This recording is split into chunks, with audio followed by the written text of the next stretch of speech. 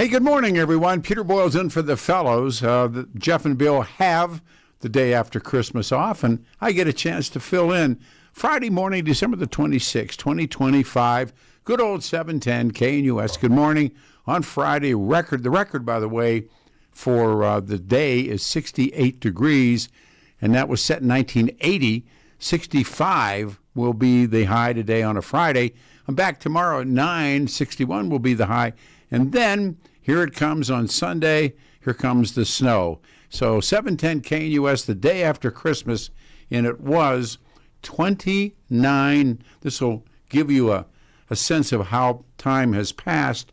29 years ago, as we speak, Patsy Ramsey claimed she found the ransom note, and that began it all. Patricia Calhoun will be with us in the next hour, and of course, we come back with the one and only Alan Pendergast at 8 o'clock.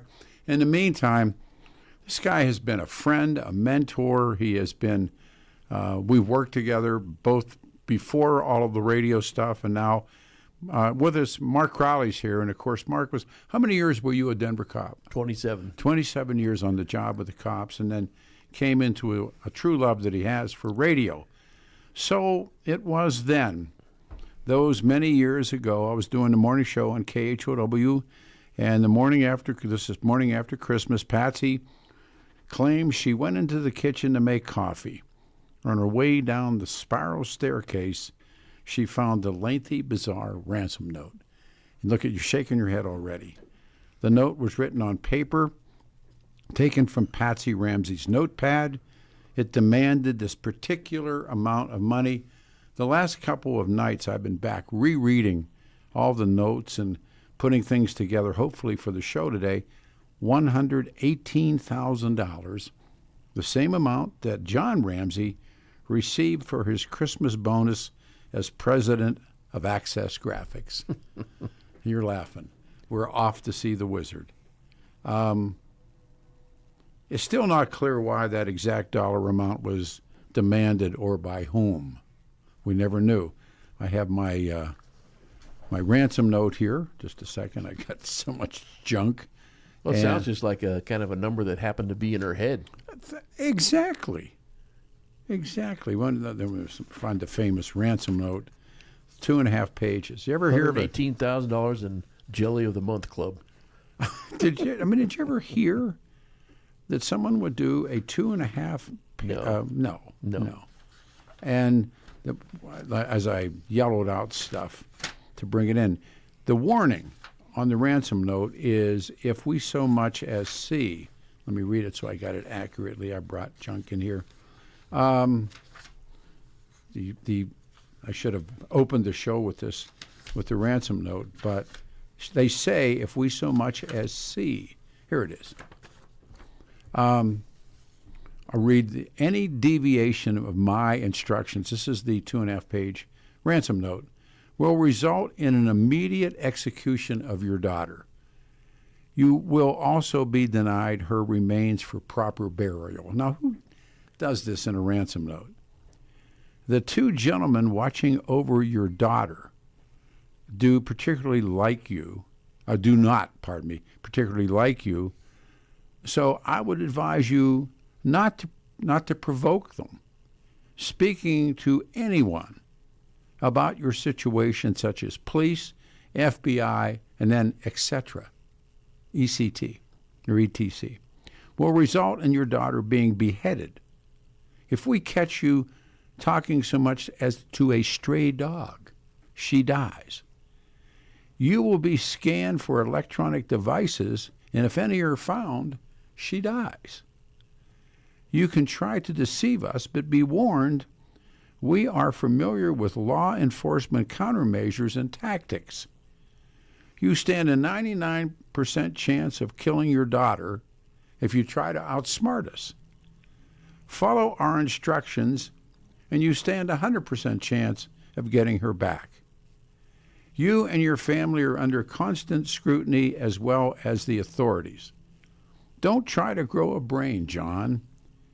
You're not the only fat cat around, so don't think that killing will be difficult. Don't underestimate, this is a ransom note. Don't underestimate us, John. Use that good Southern common sense. Now, how did if you're still in a, nah. It is up to you now, John. Victory, LBTC. What's the first thing Patsy does? Calls the cops. Well, and a 2-page ransom note written like 2.5 pages. 2.5 pages while they're in a house that they just broke into and are going to have to try to make their way out as quickly as possible without being detected, and they're going to stop and write a 2.5-page note. It begins with, because I just jumped to the part, we'll kill your kid. When you get home, you will put the money in a brown paper bag. I will call you. Remember, they waited by the phone.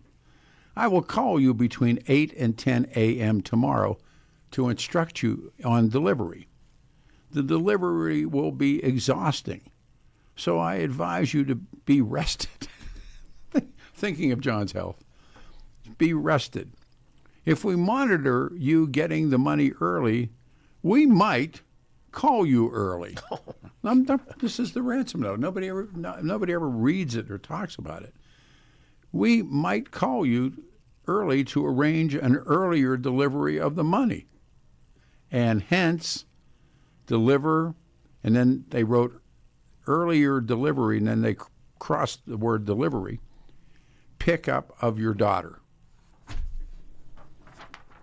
Now, the killing of JonBenet Ramsey, and it's December 25th, 1996, and here she is. She's 6 years of age. Her family home, famous 755 15th Street in Boulder. They've now changed that address. They've moved that address around. Her body's found in the house basement about 7 hours after she had been reported missing. Patsy made the phone call. Her skull was fractured. A garrote was tied around her neck. The autopsy report stated that the official cause of death was asphyxiation by strangulation associated with a word I can't pronounce. Her death was ruled a homicide, and the case starts worldwide public and media attention. I remember the ride. The Boulder police initially, now I'm going to ask you as a cop, did the Boulder cops blow this? Well, where the whole case fell apart, besides that ridiculous ransom note, the crime scene was destroyed within minutes. Yep. No. And I Boulder at that time was a pretty peaceful community. Perfect murder, perfect town. Yeah, and so because of that, the police department really didn't have the experience of dealing with crime scenes on a major homicide. But they turned back when the offer came in from the Denver murder squad. Right. Well, that's because they were embarrassed. I think they think, well, we're that good.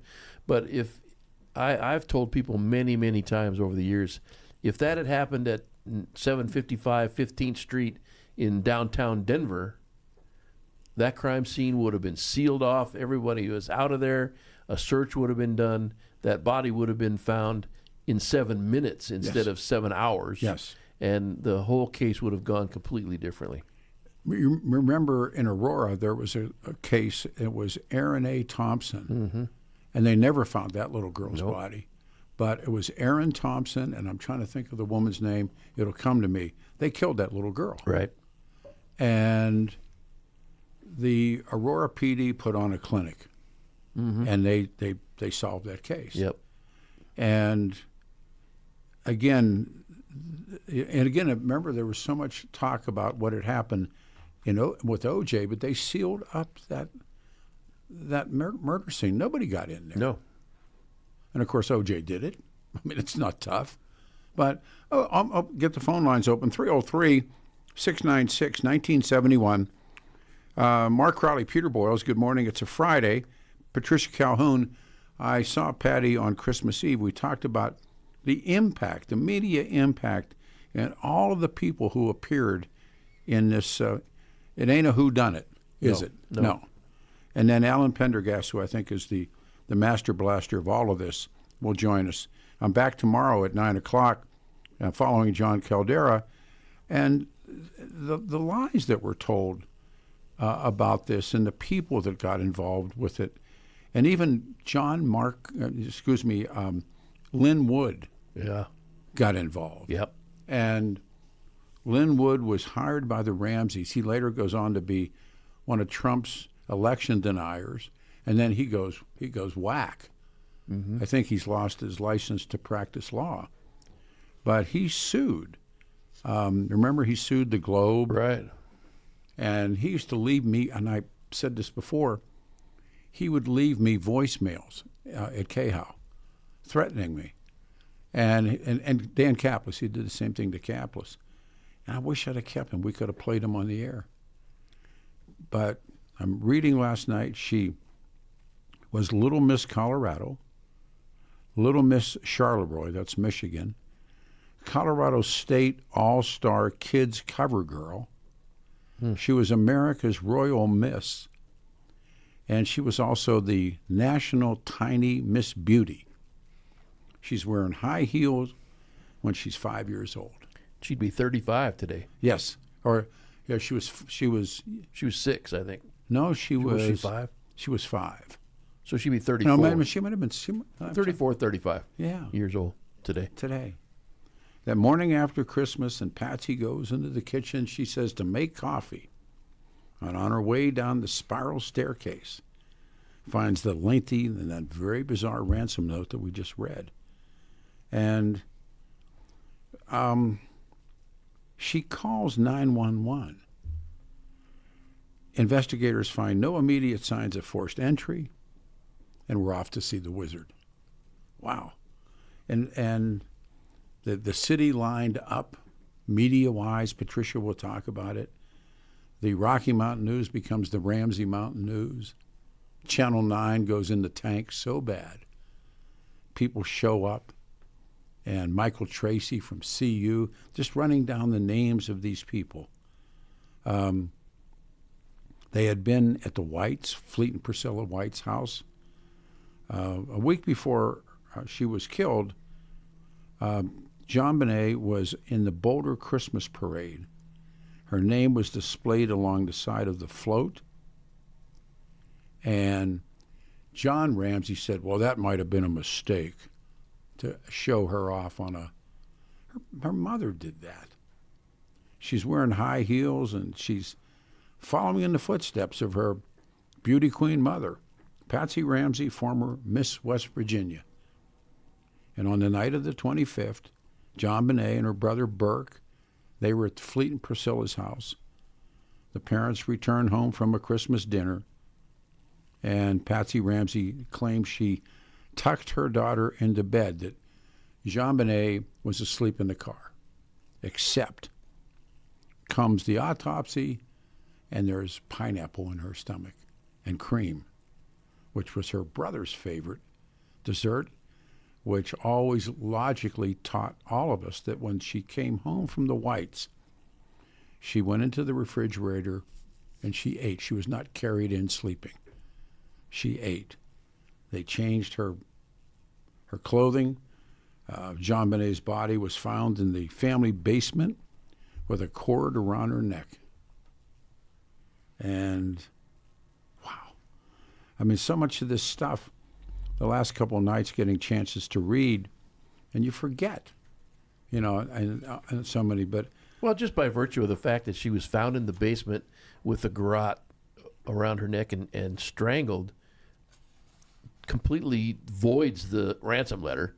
Oh. It makes it completely false. Sure, of course. I would love to see some of the pictures, because I'm trying to think, here's people who secretly break into the house while they're sleeping. And there's no there's no entry point and there's no exit point. I would love to see what her bedroom looked like. There had to be even, so let's just say that when they went in, they immediately put their hands over her face and muffled her voice and all of that sort of thing. There would have been, just by virtue of natural human survival instinct, a fight. Yeah. Of her trying to get away. Yeah.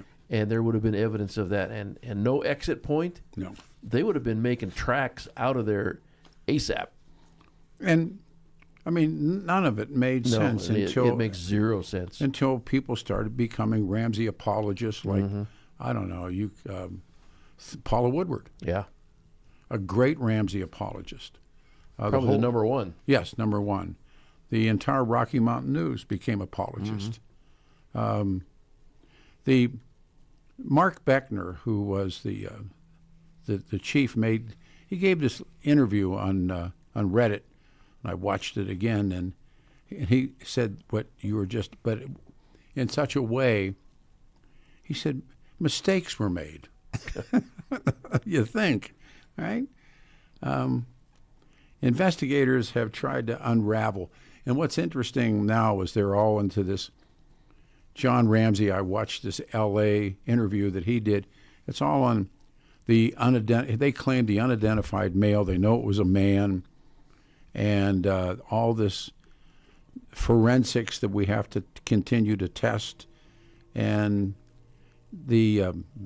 all these individuals that they claim possibly did it. Patsy blamed a number of people, and the crime scene is compromised. So, do you think they knew how to do that? Do you think the Ramseys knew how to compromise? Because the note says, well, it's not their fault that the crime scene was compromised. They're not thinking in terms of a crime scene, which is why when the police show up, they're the ones who are, excuse me, thinking in terms of a crime scene. They have to sterilize and sanitize that place as far as people destroying evidence. I mean, it is just so bad. And even, when you contrast the Denver Police Homicide Squad and what they, ingrain into recruits at the academy, crime scene, crime scene, crime scene, crime scene, lock it down, stop, get everybody out, preserve it. And people walked around there literally for hours. Oh, yeah. With the they called people coming over, looking around. Oh my! They called the Fernies. They called the Whites. They called. I don't know. I think the Reverend Hoverstock was in the house, but failing to secure that house. I mean, people drifted in and out. Right, for hours. In 7 hours. Yeah. The crime scene had been compromised. Evidence is not properly collected. If at all. If at all. Once you want to separate mommy and Totally. daddy. Absolutely. Tell me the story. Yeah. And then switch. John, I watched the old CNN. He said he was aghast. John Ramsey said that they were focused on Patsy and I. Well, of course. And Boulder police, they said they would find the killer. Well, remember Patsy was on the night on New Year's night, and I watched it, and I later found out that she was higher than a giraffe's rear end, and she started. There's a killer out there. I remember that. And then the mayor came on and said, "No, there's no killer out there." Patsy and 303-696-1971. Tell us what you think. The initial investigation in '96. Well, and you think about it with John Ramsey being aghast that they would point at her. You have to remember that the police detectives are working for one person in that situation, and that's JonBenet Ramsey. Right. She's the victim of this crime, and they're trying to prove the case against whoever did it to her, and they have to begin to the people who are closest to the victim need to be eliminated as quickly as possible. As soon as possible. And then they can get about what they're doing. But don't worry about being aghast. They about wouldn't it. talk to the No, cops. right. They would not. All right, so we need to take the break. Is that what we're going to do? All right, so let's do that. Folks on the phones, hang on. We'll come right back. Get your calls. It is Mark Crowley and Peter Boyles. And 29 years ago, give you an idea how time has passed, Patsy Ramsey claims she found the ransom note. And 7 hours later, they find this body, and we'll talk more. 710 KNUS is going to be 65, maybe a record. 61 Saturday, Sunday, here it comes, 29 degrees. Mostly cloudy skies, 6 lows degrees tonight, on 30. Sunday night, so maybe some of the weather breaks. Right back after this on 710 KNUS. Mostly cloudy skies, lows tonight, 30s and low 40s, partly to mostly cloudy on Friday. Highs will be 60s again, 30s Friday night, lows Saturday night, and during the day Saturday, do expect things to change up a bit. Saturday's highs mid to upper 50s. Saturday night, a cold front comes in, and it's going to be a lot colder. Lower 20s Saturday night, could have a snow shower, and we may have a brief period of light snow along the Front Range Sunday, much colder with highs only 30s, teens Sunday night. Meteorologist Don Day in the 710 KNUS Weather Center.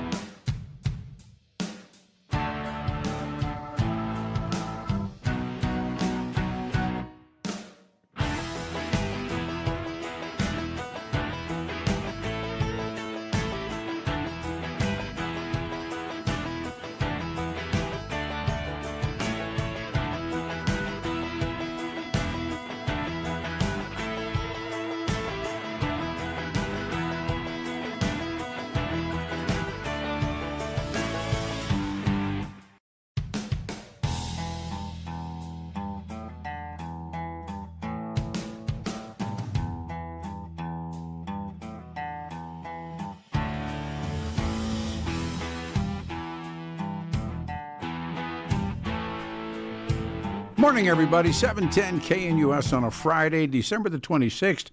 Peter Boyles, Mark and I together again. Patricia Calhoun coming up. Alan Pendergast coming up. It's going to be 65 for a high today, 38 tonight, 61 on Saturday. It marks 29 years, the murder of JonBenet Ramsey. We go to Marcus. Good morning. You're on a radio show. Thank you, sir. Go ahead. Yeah, it's always good to talk to you and Mark Crowley. Indeed. But I remember when you were covering that, people were asking you questions all over the United States. You knew more than the reporters. But there was two things that always bothered me. A 2.5-page ransom note. Mm-hmm. Another thing, whatever happened to the Ramseys? Where did they go? Well, John lives in Michigan now, and Patsy died. Oh. She had ovarian cancer, which I think was one of the contributors to what she had done to her little girl. She was a rager. Mark? Known to be a rager. And, and I think she was eaten from the inside out after all of this happened. And I do too. Just kind of wilted away. I remember the night that when and we know now that the grand jury voted to indict her parents, but Alex Hunter would not do the job. And that asks 1,000 other questions that Pendergast will talk about. What happened in Boulder where the grand jurors met. They met for 13 months. Mark, you're right. And Patty will talk about it because of the Rocky Flats grand jury. And they heard everything. What's a grand jury here? Everything. Everything. And the grand jurors met over 13 months, and they heard law enforcement and the civilians, including, I think, even her brother Burke went before the grand jury. And he was in the house at the time of his sister's death. And John and Patsy were not asked to testify. And the grand jury voted to indict the parents on charges of child abuse resulting in death and being accessories. And the news never came to light for more than 10 years until the district attorney, Alex Hunter, who just passed away, declined to file charges. Wow. And I remember, the grand jury, and then finally one of the grand jurors, they went rogue and came out and spoke to a reporter from the Boulder Daily Camera and said, enough. We wanted to get them both, indict them both. So it goes. And they were never indicted. Patsy, of course, was gone way before then.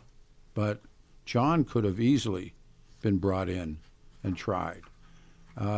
Isn't it it's the strangest case I ever heard? Top 5. I mean, we needed Colombo. Top 5. Colombo and Monk. That's so strange.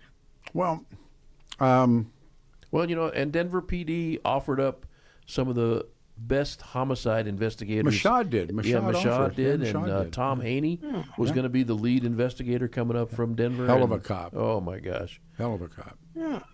And Patsy, they defenders like Paula Woodward and others, they call it the 2008 apology. Well, that was from the then DA, and she, if there ever was a disaster, and she issued this apology, and they glommed onto it. And 2008 apology from the Boulder County District Attorney cleared her and her husband. She never lived to see it because she died of ovarian cancer. She was 49 years old in 2006. Wow. And that was strictly a political move on the part of the DA. Absolutely. Absolutely. No question. Absolutely. And it seems just like yesterday, Peter, really. Well, that's why I thought, it's kind of, when you said 29 years, I'm like, that threw me back. It's like, God, it's been that long? Mm-hmm. Well, yeah. And people remember. Oh, I mean, when I thought about doing the show, knowing I was going to fill in for the guys, and I'm doing this for probably as much for me because, boy, we took a lot of heat. I remember so well in the parking lot of the Boulder Justice Center with name drop, Geraldo Rivera. Yep. And he had come out here, and they were staying in the Boulderado, which is a whole other story. And they had an RV. Fox had an RV. It was a big one that they had rented, and they were there. And I was sitting in the RV with Geraldo, and we went out into that parking lot, and Alex Hunter had set up a big medium microphone, and they had speakers, and I was being told they were going to indict the Ramseys. They were writing up the indictment. And then he stood there and said he wasn't going to do it. And later we find out that the grand jury wanted to indict them both. How does that work, Mark? How does that work?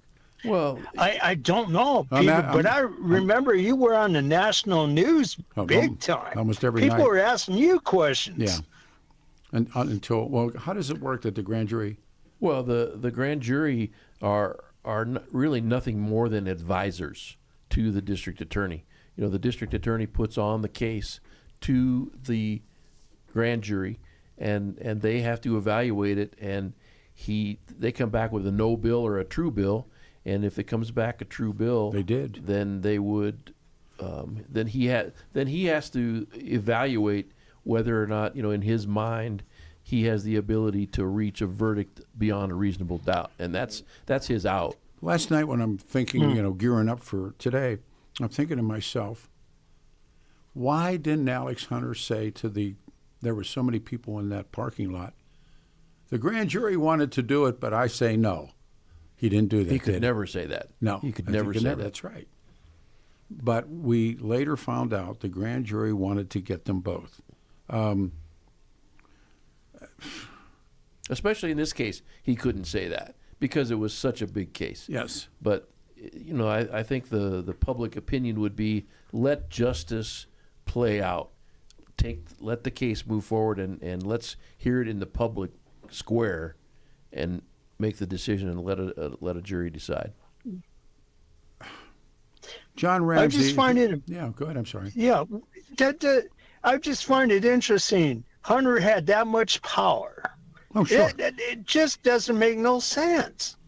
Well, there's John Ramsey remarried. He moved to Utah. I think he still may be. Have to be cautious. He went to Michigan and ran for office. Right. And I have one of his campaign buttons. He got beat. Wow. Then I think he remarried and went to Utah. There was a Netflix documentary, and John was part of it. Now seems to be the major media and the players all seem to be set on clearing the Ramseys. I mean, and talking about, I downloaded all the stuff on the new evidence. No, there's no new evidence. I mean, there's. You don't believe that, Peter or Mark? You guys don't believe they're innocent, do you? No, I don't. Of course not. No, 100%. Of course not.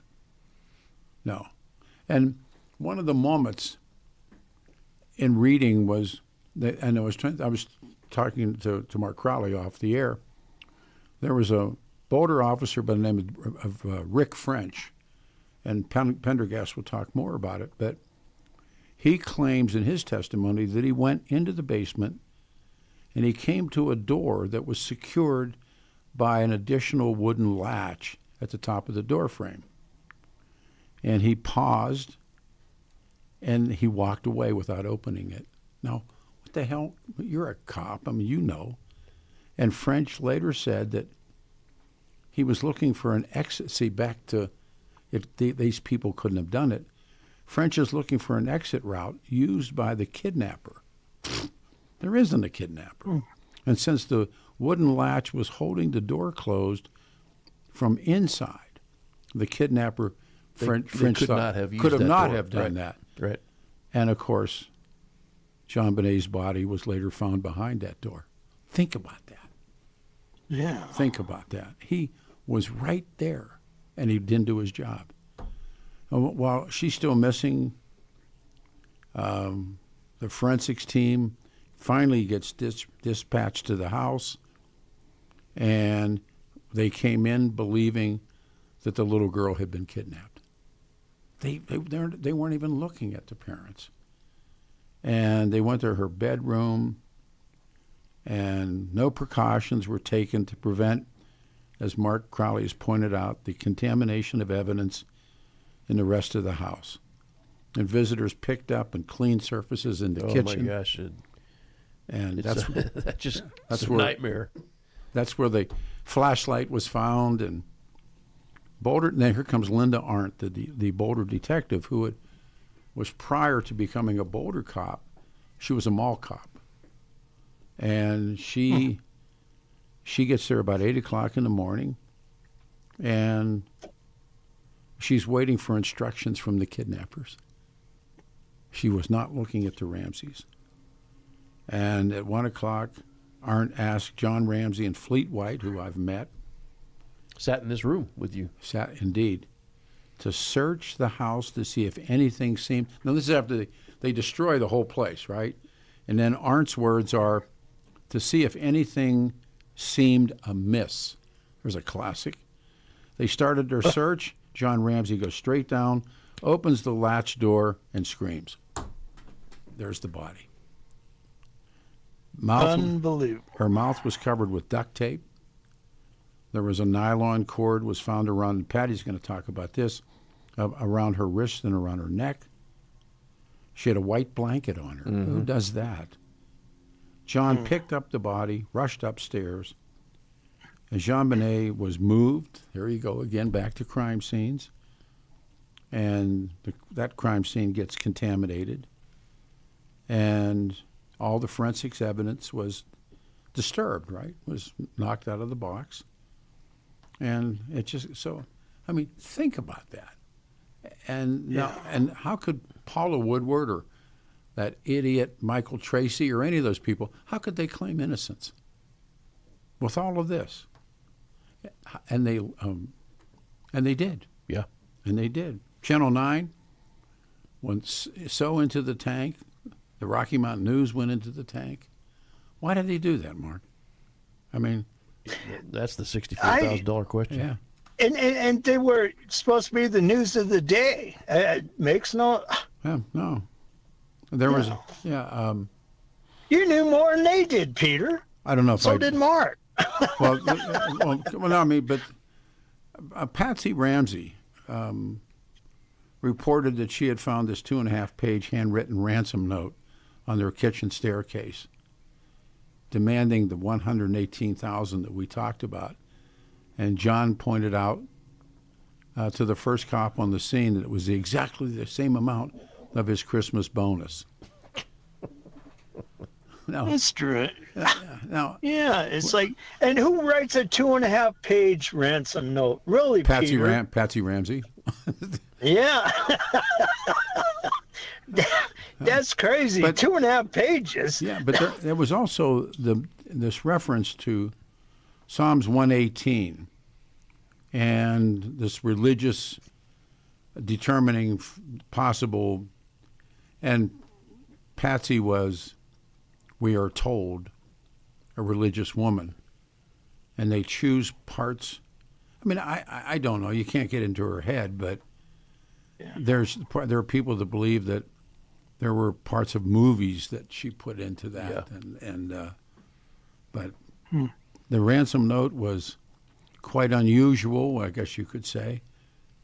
And the FBI, there was an FBI quote here. I found this one. The FBI and told the Boulder PD that it was very unusual. I love that choice of words, for a note to be written that long and left at a crime scene. The Boulder police believed the note was staged. Huh? Is that rough? But it did not have any fingerprints because Patsy was cautious.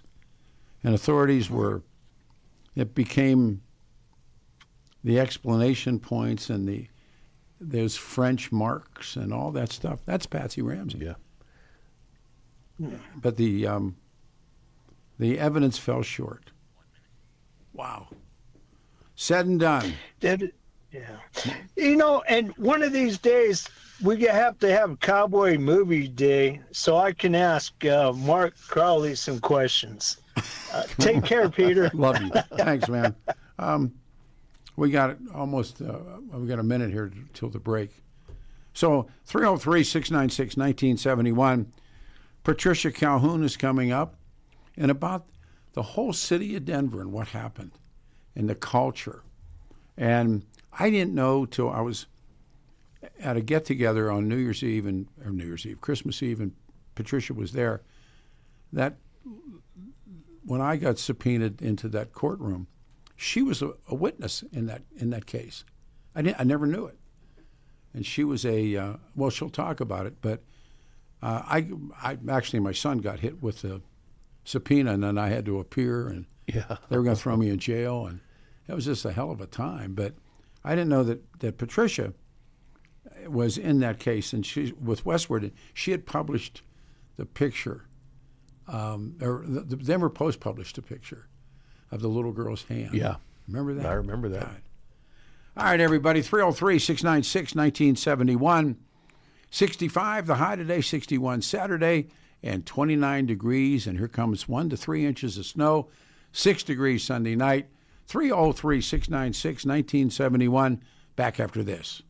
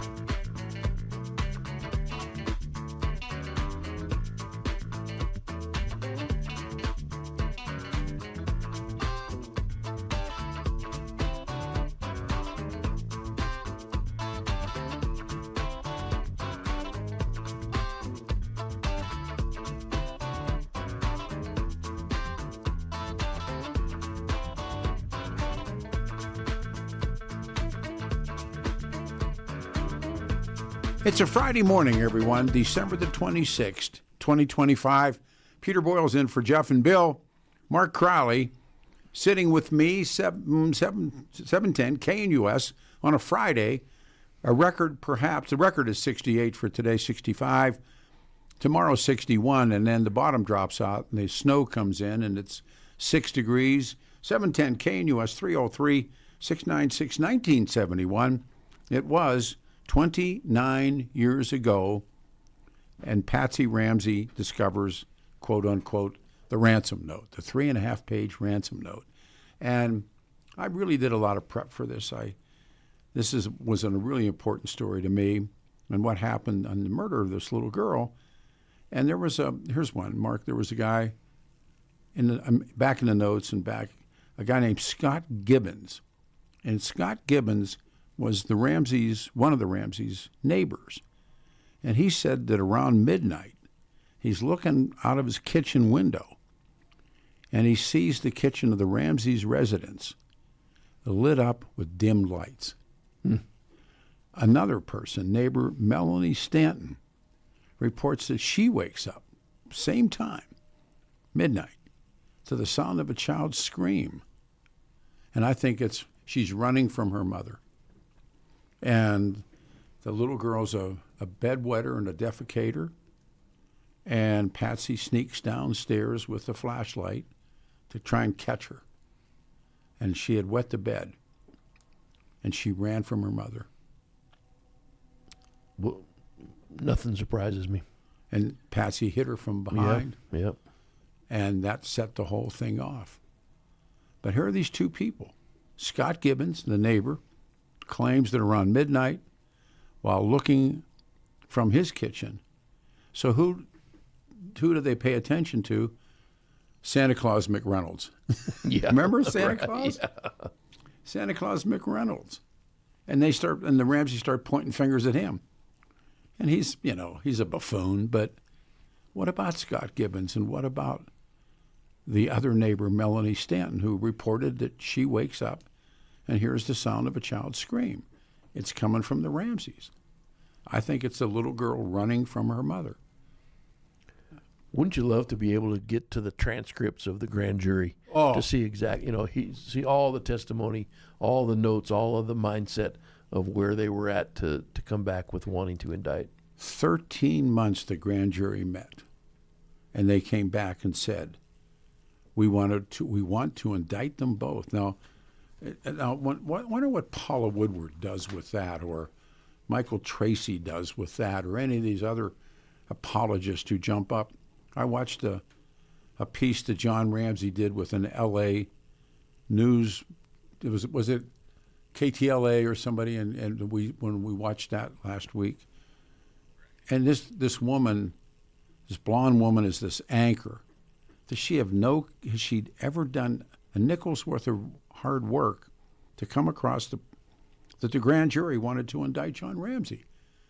And she's sitting there playing this guy like you were the unjustly accused. And I thought, come on. $2 Donut says she never even looked at the ransom note. note. Of course not. She never read that. Nope. And that's idiocy. It totally is. And here it is, this long later on, and I've always been interested in the case, but until this morning, there are sections of that ransom note that I had never heard before. No, because, I had we'll talk about it with Patty coming up, but that was the big why I was in trouble, because I was shown not the original note, but I was shown the copy. I was taken. I can say it now. I was the restaurant I went to was Zadie's. That's where it happened. Sure. And I won't, obviously, and never will tell the name of the persons that showed me a copy of the note, but it took place in Zadie's restaurant. I lived in Cherry Creek then, and we had been through the when I came on the air on KHOW and said I'd seen the note, and those guys showed up from the Globe and the Inquirer, and we went to Rodney's. That's where we went that night. I had no idea, and they had worked Princess Di. They had worked stories on O.J. And one guy said, he looked at me, he said, I bought Nicole Brown Simpson's diary from her father for $100,000. Wow. And so he asked my ex-wife if she wanted a big diamond. And he said, I'll give you a diamond if he gives me the note. I said, first of all, I don't have the note. Number two, I wouldn't do that. It's just like you don't do it. So they finally they're sued, not sued. They go after them on a criminal beef, and because the defense attorney, the defense team for the Inquirer and the Globe, well, they said, well, the cops were showing the note to Ron, and he saw it, and so there I was in court, and they wanted to toss me in jail because I wouldn't give it up. Yep. Yeah, and the person or persons who actually I met at Zadie's for breakfast that morning was sitting in the far back of that courtroom. They were there, looking, and I didn't know that Patricia was part of that whole, and so I went back 3 times. And how much time we got? Real quick. So after Jeff Schrader, the sheriff of Jefferson County, he's term limited. This is a true story. And there's another guy running who wants to become the sheriff. And there's only 2 people I've ever given any money to run for office. One's Kevin Flynn, the other was Tancredo. So they invite Tom Tancredo, myself, and Frank DeAngelis to come to this barbecue. So we go, and these are my favorite people, so we go. And I'm standing in this chow line getting barbecue, and this little guy comes up behind me. He said, "Are you Peter Boyles?" And I'm thinking, I owe you money? I mean, he said, "I wanted to throw you in jail." He's the guy. He was the Boulder guy. And he wanted, do we have enough time? We don't have enough. No, we don't have enough time. Folks on the phones, hang on. And that was the guy who said, they were going to toss me. And the judge finally granted me a press shield because they were saying talk radio doesn't deserve a press shield. Wow. I said, yeah, we do. And so Patty was in that trial, and I didn't realize it. And so she'll talk about all the media stuff. And then Pendergast, who was, there is no one better. Back here tomorrow at 9, following John Caldera, John Ramsey. He's out there. Yep. Free man, walking. And always remember, everybody, because you're going to hear a lot today because if anniversary is the right term, the grand jury voted to indict him, her parents, both of them, and no charges ever took place. All right, we need to turn. All right, we'll pull out Patty Calhoun coming up. And I think this is a really important lesson. And we now hear them say, well, it's the unidentified male. No, it's not. Thanks for doing the hour. I'm going to go admire my big lump of beautiful coal that I got for Christmas. They just didn't leave, did they? Big, beautiful coal. No. Great Christmas time. 65 the high. Stay here. Back with Westward's Patricia Calhoun.